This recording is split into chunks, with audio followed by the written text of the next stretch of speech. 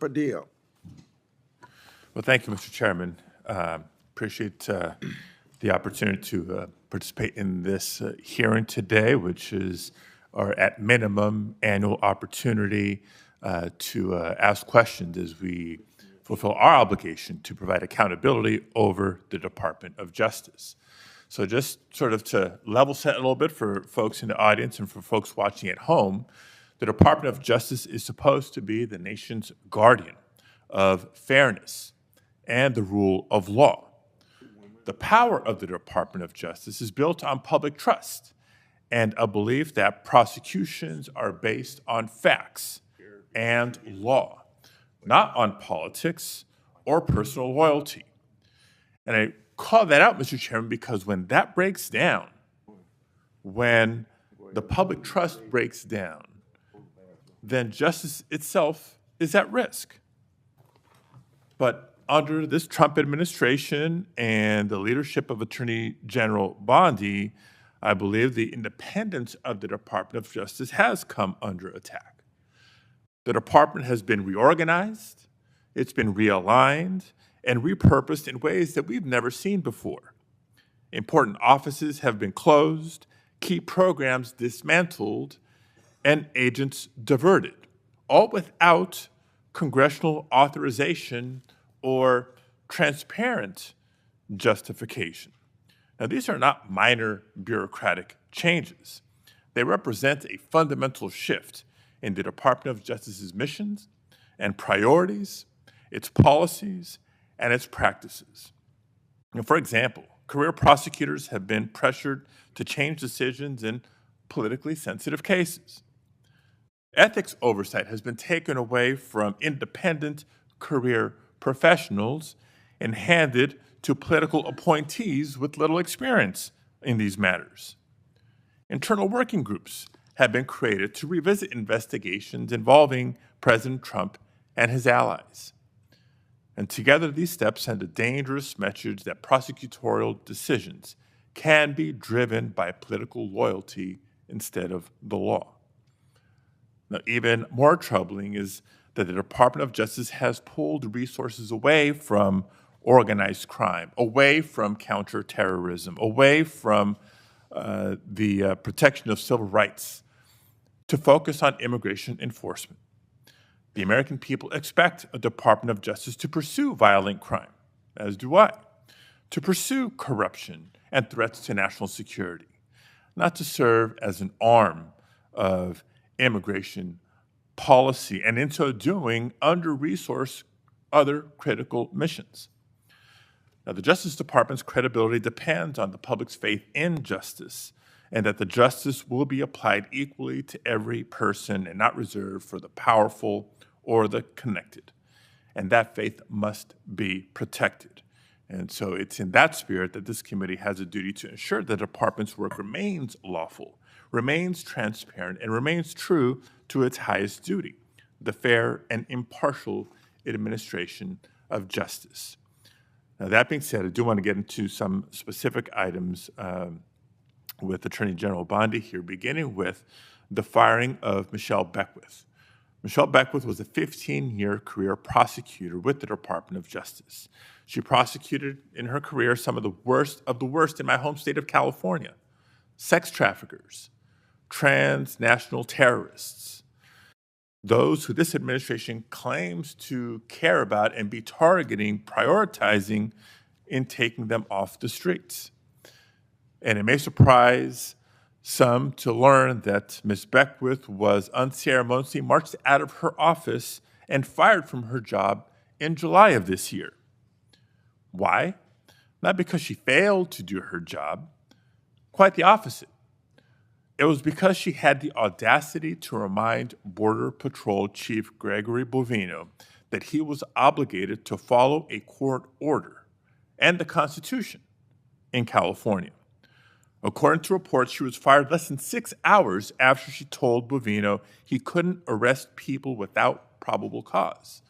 6 hours.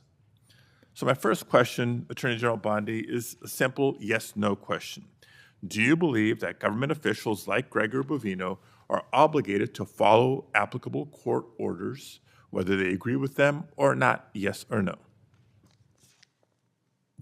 First, Senator Padilla, you have gone on for over 5 minutes, and I wish that you loved your state of California as much as you hate President Trump. We'd be in really good shape then, because violent crime in California is currently 35% higher than the national average. Property crime in California is 18% higher than the national average. That should be something that we should be talking about and working together on, yet we're not. And no, this is important. You're talking about all of my agencies, and I want to let you know what DEA has been doing, and they are working hand in hand with I Homeland appreciate Security. that, and I'm going No, to be you asking can't go some on for questions 5 for the minutes and record criticize as my well. agents who are out working asked a simple without yes pay or no right question. now because you voted Mr. to Chairman. shut down the government. Mr. They're out Chairman. there working without pay. Mr. Chairman, I asked a simple yes or no question.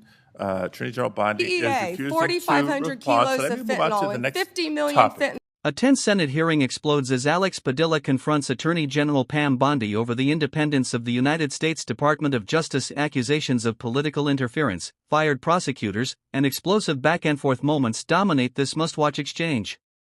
Did the DOJ cross the line? Or is this political theater at its peak? Watch the full breakdown and decide for yourself. Without pay. Mr. Chairman, I asked a simple yes or no question.